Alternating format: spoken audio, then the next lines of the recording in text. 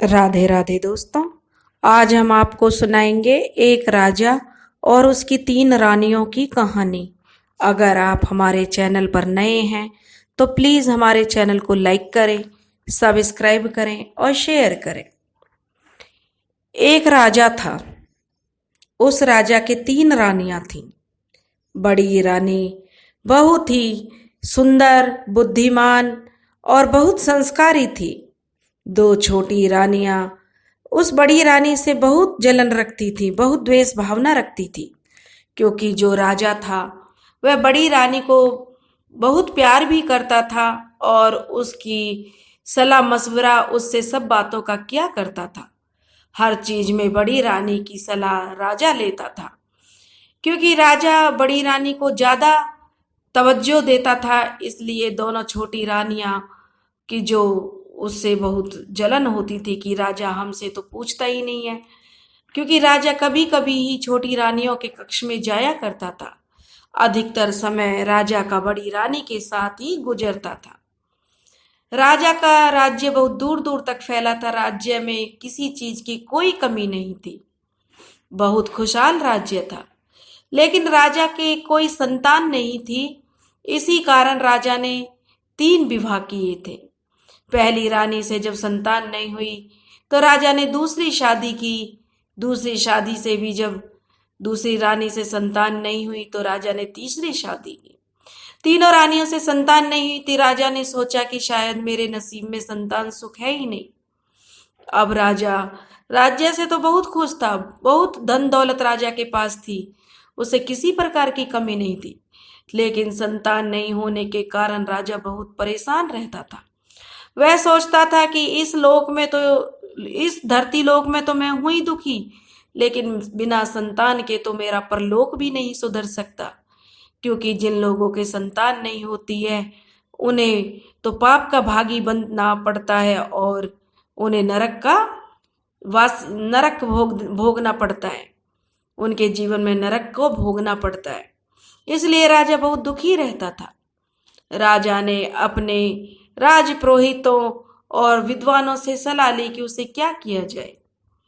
अब राजा ने अपने राजपुरोहितों की सलाह से बहुत पूजा पाठ करने या हवन करना, दान पुण्य करना शुरू कर दिया। कुछ समय बाद, क्योंकि राजा की उम्र ढल रही थी और राजा बुढ़ापे की ओर अग्रसर था, राजा की रानियां भी बहुत परेशान थीं कि वो क्या करे कि उन्हें संतान प्राप्ति हो जाए, लेकिन यह कोई उनके हाथ में नहीं था। अब कुछ समय बाद राजा की जो बड़ी रानी थी उसको गर्भ रह गया। राजा को जब यह बात मालूम हुई तो राजा बहुत प्रसन्न हुआ। जो प्रजा थी वह भी बहुत खुशी थी कि चलो हमारे राजा का वंश बढ़ने वाला है। नगर में चारों तरफ खुशियां छा गई। लेकिन जब छोटी रानियों को यह पता चला कि बड़ी रानी मां बनने वाली है तो वह बड़ी रानी से तो पहले से ही जलती थी और उनको से जो ज्यादा द्वेष भावना रखने लगी। दोनों रानियां आपस में कहने लगी कि जब रानी के अभी तो संतान हुई ही नहीं है, तभी राजा रानी का इतना ख्याल रखते हैं। जब संतान हो जाएगी तो राजा तो हमें पूछेगा भी नहीं। अब तो कभी कभी हमारे कक्ष में आ ही जाते हैं, फिर तो बड़ी रानी जैसे अपने इशारों पर नचाएगी राजा वैसे ही नाचेगा। दोनों को मारे ईर्ष्या के बहुत जलन होती थी कि वो कैसे भी करके इस रानी को राजा की जिंदगी से हटा दे, लेकिन क्या करें, मजबूर थी। दोनों आपस में बातें करती कि अब तो कुछ दिन में कभी कभी राजा हमारे कक्ष में आ जाएंगे, लेकिन अगर बच्चा हो गया तो राजा हमारी तरफ देखना भी पसंद नहीं करेंगे। हमारी हालत तो दासियों से भी बदतर हो जाएगी। एक दिन छोटी रानी ने सलाह मशवरा करके एक योजना बनाई और वह बीच वाली जो मझली रानी थी उससे कहने लगी कि रानी दीदी, मेरी समझ में एक योजना आई है। अगर तुम मेरा साथ दो तो हम इस बड़ी रानी से जो छुटकारा पा सकते हैं।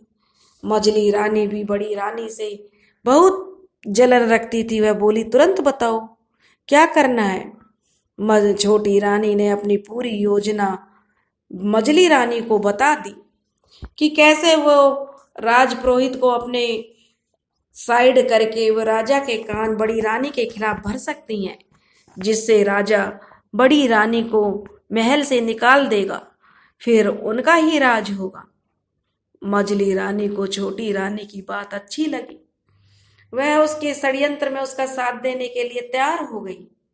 वे तो दोनों किसी भी तरह से बड़ी रानी से छुटकारा पाना चाहते थे, ताकि महल में उनका राज चल सके।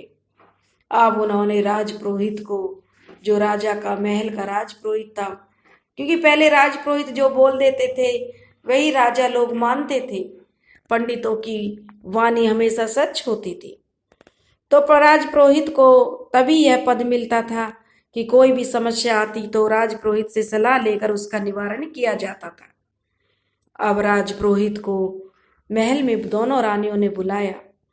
जब दोनों रानियां उससे कहने लगी कि देखो राजपुरोहित जी, बड़ी रानी मां बनने वाली है और तुम राजा के कानों में कुछ ऐसा बोल दो जिससे कि बड़ी रानी का त्याग हो जाए।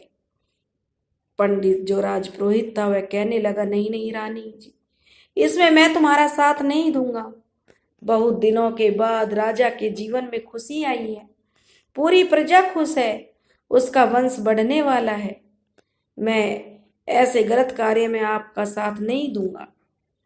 तब छोटी रानी कहने लगी कि अगर हम तुमको माला माल कर दें तो क्या रहेगा। तो राजपुरोहित कहने लगा कि नहीं रानी, अगर यह बात राजा को मालूम पड़ गई तो वह मुझे जान से मार देंगे, मुझे मृत्यु दंड दे देंगे और मेरी नौकरी तो मेरे हाथ से चली ही जाएगी। मेरे साथ साथ मेरे पूरे परिवार को भी मृत्यु दंड मिलेगा। रानी जी, मैं तुम्हारा कोई मदद इसमें नहीं कर सकता।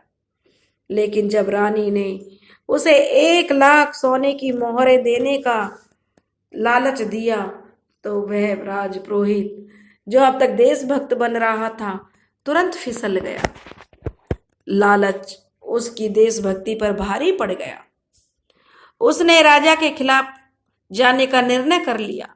रानियों ने कहा कि हम तुम्हें इतना धन दे रहे हैं, तुम्हें राजा की नौकरी करने की जरूरत क्या है?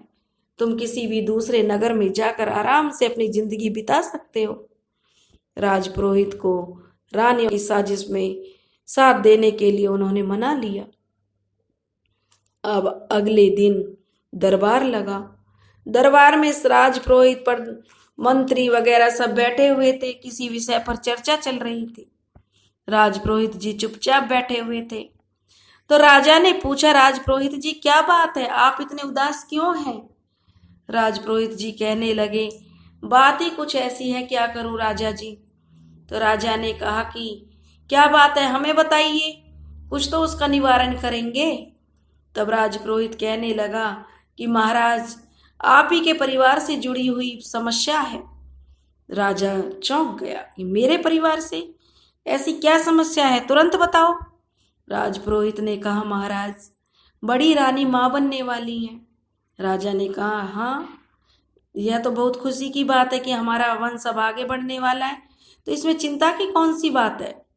तब राजपुरोहित कहने लगा, महाराज, जो बड़ी रानी है जब बच्चे को जन्म देंगी, मैंने रात भर मैं सोया नहीं हूं, मैंने बहुत गणना की है, बहुत पोथी पत्राओं में अपना सब उपाय आजमा लिए हैं। जैसे ही बड़ा आपका पुत्र या पुत्री जन्म लेगी, आप तुरंत उसे देखते ही अंधे हो जाओगे। यह सुनकर राजा सिंहासन से खड़ा हो गया। कहने लगे, राजपुरोहित जी, यह क्या कह रहे हो तुम? अक महाराज, मैं सच कह रहा हूं, आपकी जो संतान होगी वह तो खुशी की बात है, लेकिन वह आपके लिए अशुभ पैदा होगी। राजा कहने लगे, राजपुरोहित जी, इसका कोई ऐसा उपाय बताओ कि हमारी संतान भी ठीक रहे और हमारी आंखें भी नहीं जाएं, क्योंकि अंधा होना राजा को स्वीकार नहीं था कि अंधे होकर जिंदगी क्या बिताना। तब राजपुरोहित जी कहने लगे, महाराज, आप रानी को त्याग दीजिए।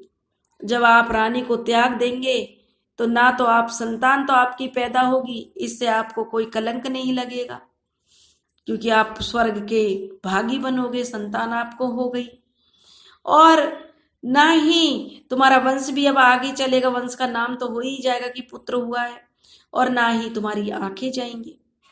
राजा को राजपुरोहित की बात सही लगी। वह रानी के पास गए और उनसे कहने लगे, रानी जी, हमें किसी तीर्थ यात्रा पर चलना है, तुम हमारे साथ चलो। रानी बड़ी प्रसन्न हुई।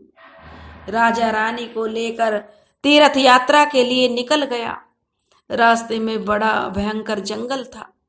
उस जंगल से जा रहे थे। चलते चलते चलते चलते जब राजा रानी थक गए तो एक पेड़ के नीचे उन्होंने अपना जो तंबू गाड़ लिया कि आज की रात हम यहीं पर बसेरा करेंगे। उसके बाद रानी सो गई, क्योंकि थकी हारी थी और थक गई थी। वैसे भी वह माँ बनने वाली थी और जरा सी थकान उसे हो जाती थी। वह सो गई। जब राजा ने देखा कि रानी सो गई है तो राजा ने एक पर्चा लिखा और वहां उसे सोती हुई को जंगल में छोड़कर वहां से चला गया। जब रानी की आंख खुली तो देखा कि वह अकेली सोई हुई है। राजा और सैनिकों का कोई नाम पता नहीं है वहां पर। वह बड़ी चिंतित हुई। वह जोर जोर से महाराज को पुकारने लगी, विलाप करने लगी जंगल में कि मेरे पति के साथ ऐसा क्या हो गया कि सब के सब कहाँ गायब हो गए। जब वह इधर उधर राजा को पुकारने लगी तभी उसकी नजर उस कागज के टुकड़े पर गई जिसे राजा ने लिखकर उसके पास छोड़ा था। रानी ने जब उस कागज के टुकड़े को पढ़ा तो उस पर रानी के त्याग की बातें लिखी हुई थी। रानी सब बातें समझ गई, क्योंकि वह बहुत बुद्धिमान थी। वह समझ गई कि राजा किसी षड्यंत्र का शिकार हुआ है और राजा ने मेरा त्याग कर दिया है। अब रानी ने विलाप करना छोड़ दिया कि अब विलाप करने से क्या होता है, और वह जंगल में आगे जिधर रास्ता दिखाई दिया चलने लगी। चलते चलते बेचारी बहुत थक गई। तभी उसे दूर एक आश्रम दिखाई दिया जिसमें एक महात्मा जी बैठे हुए थे। जब रानी उनके पास पहुंची तो महात्मा जी उस रानी को देखकर एकदम से आश्चर्यचकित रह गए कि इस हालत में, जो कि वह मां बनने वाली है, प्रसव काल का समय समीप था, तो ऐसी हालत में यह बेचारी औरत इस जंगल में कहाँ से आ गई, क्योंकि उसकी वेशभूषा किसी आम आदमी जैसी नहीं थी, वह किसी बड़े घराने से थी। महात्मा जी कहने लगे कि आप कौन हैं और इस घने जंगल में क्या कर रही हो। तब रानी ने रोते रोते सारी कहानी महात्मा जी को बता दी। महात्मा जी को रानी पर बड़ी दया आई। उसने कहा, बेटी, तुम जब तक चाहो मेरे आश्रम में रहो और यहीं अपने बच्चे को जन्म दो। रानी को थोड़ा आसरा मिल गया, क्योंकि जो महात्मा जी थे उनके आश्रम में आसपास के गांवों के बच्चे शिक्षा ग्रहण करने के लिए रहते थे। वो गुरुकुल चलाते थे। वहीं रानी रहने लगी और प्रसव काल का समय आ गया तो रानी ने एक सुंदर से राजकुमार को जन्म दिया। राजकुमार का नाम महात्मा जी ने विशाल रखा, क्योंकि वह बहुत ही सुंदर था। उसके बहुत ही अच्छे गण थे। जो गुण थे वे बहुत ही अच्छे थे कि महात्मा जी ने उसका अपनी दिव्य दृष्टि से पता लगा लिया था कि यह राजकुमार है, कोई साधारण बच्चा नहीं है। अब धीरे धीरे समय बीतने लगा कि समय का चक्र ऐसा होता है, वह किसी के लिए नहीं रुकता। उधर राजा रानी को छोड़कर उधर जो बीच वाली मझली रानी थी उसने अपने मुंह पास में राजा को बांध लिया। राजा सारा दिन उसके कक्ष में पड़ा रहता। राजा ने राजमहल में जो राजकार्यों में रुचि लेना छोड़ दिया। सुबह से शाम तक मझली रानी के पास रहता। अब छोटी रानी यह देखकर जलने लगी कि ये तो मझली रानी ने अपने बस में राजा को कर लिया है। पहले तो कभी कभार मेरे पास राजा आ जाते थे, लेकिन अब तो राजा मेरी तरफ देखते भी नहीं है, मेरे कक्ष में तो कभी झांकते भी नहीं है। यह देखकर वह मन ही मन षड्यंत्र रचने लगी, क्योंकि वह कब तक, एक सब्र करने की भी एक हद होती है, वह कब तक सब्र करती। उसने जो महल का रक्षा मंत्री था, राजा का रक्षा मंत्री था, उससे उसके प्रेम संबंध हो गए, क्योंकि औरत की भी एक इच्छा होती है। जब वह इच्छा पूरी नहीं हुई तो उसने रक्षा मंत्री के साथ अपने प्रेम संबंध स्थापित कर लिए। रक्षा मंत्री को छोटी रानी का साथ मिल गया तो वह राज्य में गमन करने लगा। धीरे धीरे राज्य में अव्यवस्था फैलने लगी। उधर समय बीतने के साथ बड़ी रानी और राजकुमार आश्रम में रह रहे थे और राजकुमार धीरे धीरे बड़ा हो रहा था। वह जो महात्मा जी थे राजकुमार को शिक्षा दीक्षा देने लगे। राजकुमार बहुत होशियार था, बहुत बुद्धिमान था। लेकिन महल में आश्रम में जब आश्रम में पिता का नाम पर बातें चलती तो जो उसके सहपाठी थे अपने अपने पिता के नाम बताते, तो राजकुमार को अपने पिता का नाम नहीं मालूम था। तो वह अपनी माता से पूछता कि मेरे पिताजी कौन हैं। तब उसकी माता कहती बेटा महात्मा जी ही तुम्हारे पिता हैं। लेकिन वह कहता कि आप झूठ बोल रही हो, महात्मा जी मेरे पिता कैसे हो सकते हैं, वे तो आपको बेटी कहते हैं। लेकिन रानी उसे फिर किसी काम में लगा देती कि बेटा खाना खा ले उसके बाद बताऊंगी, क्योंकि बच्चे को तो जब दूसरी चीजों में लगा दो तो उसके दिमाग से निकल जाता है। जब भी उसका बेटा उससे कोई यह सवाल करता कि उसके पिता कौन है, रानी उसको तुरंत खाना खाने के लिए या किसी काम में लगा देती। उसके बाद वह खेलने चला जाता और भूल जाता। ऐसे करते करते राजकुमार 16 बरस का हो गया। 16 बरस का हो गया और उधर जो महात्मा जी थे उनकी भी उम्र हो गई और उनका भी परलोक गमन का समय आ गया। एक दिन वे रानी और उसके पुत्र से कहने लगे कि बेटा मेरा परलोक जाने का समय आ गया है। आज मैं तुम्हें कुछ ऐसी 2 चीजें दूंगा जिन्हें तुम संभाल कर रखना, वे मेरे जीवन भर की तपस्या का फल है। महात्मा जी ने अपने संदूक से एक थैली निकाली और एक तीर निकाला। वे दोनों रानी को देते हुए कहने लगे बेटी अब तू ही इनका वारिस है। यह थैली ऐसी है जब तक तुम इसमें जितना धन मांगोगे एक समय में उतना धन तुम्हें मिल जाएगा। यह कभी भी धन की कमी तुम्हें नहीं होने देगी। और जो यह तीर है इसे तुम जिस पर भी चलाओगे चाहे वह कितना ही शक्तिशाली क्यों ना हो, उसे यह भेद कर तुम्हारे पास वापस आ जाएगा। इतना कहकर महात्मा जी परलोक गमन को से चले गए। अब रानी और जो राजकुमार था दोनों का बहुत बुरा हाल था कि महात्मा जी तो उनका सहारा थे, वे भी उन्हें बीच मझधार में छोड़कर चले गए। दोनों रोने और विलाप करने लगे। जैसे ही उन्होंने अपने आप को संभाला, जंगल से लकड़ियां इकट्ठी की और महात्मा जी का अंतिम संस्कार कर दिया। अब दोनों माँ बेटे का मन अब उस आश्रम में नहीं लगता था। अब उन दोनों ने राज्य में जाकर किसी बस्ती में रहने का जो अपना रहने का कहने लगे कि किसी बस्ती में जाकर हम रहेंगे और निर्णय कर लिया। वे अब उसी राजा के बस्ती में आ गए और अपना एक मकान बनाकर रहने लगे। उधर जो रक्षा मंत्री था उसे तो छोटी रानी का साथ मिल गया था।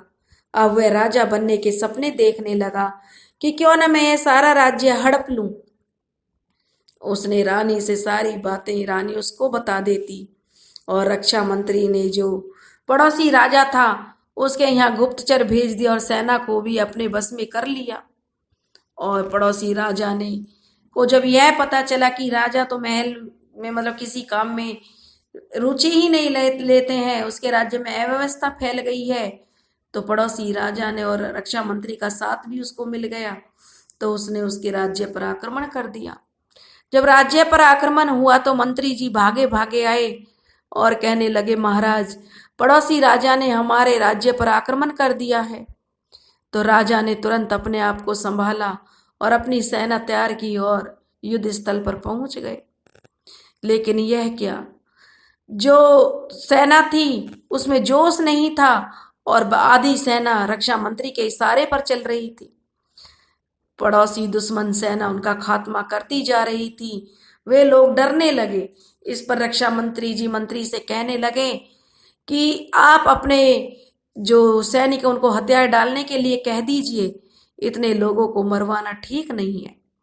मंत्री जी कहने लगे आप कैसी बातें कर रहे हो रक्षा मंत्री जी, हम देशभक्त हैं, जब तक हम हैं दुश्मन हमारी राज्य में प्रवेश नहीं कर सकता। हमारी लाशों के ऊपर से ही जाकर दुश्मन जो हमारे राज्य में जाएगा। राजा भी एक मोर्चा संभाले हुए लड़ रहे थे, लेकिन रक्षा मंत्री ने कहा कि मैं रक्षा मंत्री हूं, यह मेरा आदेश है। रक्षा मंत्री का आदेश था तो मजबूरी में मंत्री जी को मानना पड़ा। उन्होंने हथियार डालने के लिए कह दिया तो दुश्मन की सेना ने राजा को चारों तरफ से घेर लिया कि राजा को बंदी बनाकर अपने काल कोठरी में डाल देंगे और रक्षा मंत्री वहां का राजा बन जाएगा। यह तो उनकी चाल थी। लेकिन जैसे ही सारी सेना के सैनिक राजा को चारों तरफ से घेर रहे थे, तभी एक बाण न जाने कहां से आया और उसने एक ही साथ में 25 सैनिकों को बींध दिया। यह देखकर सैनिकों के होश फाख्ता हो गए। एक ही बार में 25 सैनिक खत्म और वह बाण भी निकलकर उस लड़के के हाथ में जा पहुंचा। वह कोई और नहीं, वही रानी का पुत्र था जो आश्रम में से आया था। अब उसने राजा से कहा, राजा साहब आप घबराइए नहीं, ये लोग हमारी धरती पर कदम नहीं रख सकते जब तक हम जीवित हैं। अब उसने वह तीर चलाया, अब की बार 50 लोगों को मारा, फिर तीर चलाया 100, 150, 300, 400, 500 लोगों को जब उसने मार दिया तो सेना में भगदड़ मच गई। सेना में भगदड़ मच गई। पड़ोसी सेना पीठ दिखाकर भाग गई। वहां के राजा को पकड़ लिया गया। राजा को पकड़ लिया गया। राजा तो एकटक उस लड़के को देख रहा था जिसने फरिश्ता बनकर उसकी जान बचाई। तब वह राजा उससे कहने लगा, भाई तुम कौन हो और यह चमत्कारी चीज क्या है? यह तो मैं पहली बार तुम्हारे हाथ में देख रहा हूं। यह तो बड़ा चमत्कारी तीर है। तब वह कहने लगा कि हाँ महाराज, यह एक चमत्कारी तीर है, मेरे गुरुदेव ने मुझे दिया है और इसको मैं जिसे चाहूं उसको भेज सकता हूं, फिर भी यह वापस मेरे पास आ जाएगा। इसी कारण राजा की युद्ध में विजय हुई। पड़ोसी राजा को जब बंदी बना लिया तो उसने सब सच सच उगल दिया कि कैसे रक्षा मंत्री ने धोखा करके तुम्हारे साथ हमको यह सूचनाएं दी। रक्षा मंत्री को बंदी बना लिया। रक्षा मंत्री को बंदी बना लिया तो रक्षा मंत्री ने भी सच उगल दिया कि छोटी रानी मुझसे मिली हुई है। छोटी रानी को भी बंदी बना लिया। छोटी रानी से सच उगलवाया तो छोटी रानी कहने लगी कि मझली रानी ने मिलके बड़ी रानी को निकलवाया। अब राजा को बड़ा पश्चाताप हुआ। मझली रानी ने पुरोहित जी का नाम ले दिया। पुरोहित जी को भी गिरफ्तार कर लिया गया। अब राजा मूंड पकड़कर रोने लगा। उसने अपना सिर दे देकर मारने लगा कि यह मैंने क्या कर दिया। आज मेरा पुत्र इस विशाल के बराबर होता। उसे अब रानी की बड़ी याद आने लगी। राजकुमार कहने लगा, महाराज मुझे काम की जरूरत है, आप अपनी सेना में मुझे कोई काम दे दीजिए। राजा ने उसे अपनी सेना का सेनापति बना दिया। एक दिन राजा कहने लगा कि तुम बहुत वीर हो, धन्य है वह माता जिसने तुम्हें जन्म दिया है। आज हम तुम्हारी माता से मिलना चाहेंगे। जब राजा ने उसकी माता का नाम पूछा तो राजकुमार ने रानी का नाम बताया तो राजा एकदम से चौंक गया क्योंकि उसकी बड़ी रानी का नाम भी यही था। तो वह कहने लगा, तुम्हारे पिता का क्या नाम है? तब वह लड़का कहने लगा, मेरे पिता का नाम मुझे आज तक मेरी माँ ने नहीं बताया कि मेरे पिता ने मेरी माँ को क्यों त्यागा, यह भी मेरी माँ ने मुझे नहीं बताया। अब राजा कहने लगा कि मुझे तुरंत तुम्हारी माँ से मिलना है। अब राजा को लेकर लड़का अपनी माँ से मिलने गया तो राजा रानी को देखते ही पहचान गया और उसके पैरों में पड़कर माफी मांगने लगा और कहने लगा कि एक षड्यंत्र के तहत मैंने तुम्हारा त्याग किया। लड़का यह सब देख रहा था। लड़का कहने लगा, ठीक है महाराज, अगर आपने मेरी माँ का त्याग किया था तो आप उसी सम्मान के साथ मेरी माँ को महल में लेके जाएंगे, तभी मेरी माँ महल में जाएगी, नहीं तो मेरी माँ महल में नहीं जाएगी। राजा ने कहा, बेटा मैं तुम्हारी सब शर्त मानने के लिए तैयार हूं। तब राजा के बेटे ने कहा राजकुमार ने कि एक काम कीजिए महाराज, आप एक पालकी मंगाइए, पालकी में मेरी माँ बैठेगी और कहार जो पालकी उठाकर ले जाएंगे उसका एक कंधा तुम उठाओगे। तुम्हारे कंधे पर बैठकर मेरी माँ उसी सम्मान के साथ उस राजमहल में जाएगी। राजा ने राजकुमार की बात मान ली। राजा अपने कंधे पर पालकी उठाकर रानी को बैठाकर बड़े सम्मान के साथ महल में ले आया और राजकुमार का राज्याभिषेक कर दिया। दोनों रानियों को काल कोठरी में डाल दिया। पुरोहित और जो रक्षा मंत्री था उनको मृत्यु की सजा दी। मृत्यु की सजा तो रानियों को भी दी थी, लेकिन राजकुमार ने कहा कि इन्होंने मेरी माँ के साथ बहुत बुरा किया, इन्हें काल कोठरी में सरने दो, क्योंकि मृत्यु से तो इन्हें एकदम से मुक्ति मिल जाएगी, लेकिन जब ये तिल तिल घुट घुट के मरेंगी तो इन्हें अपने किए हुए का पश्चाताप होगा। इस तरह से रानियों को काल कोठरी में डाल दिया। राजा अब बड़ी रानी और अपने पुत्र के साथ खुशी खुशी जीवन बिताने लगा।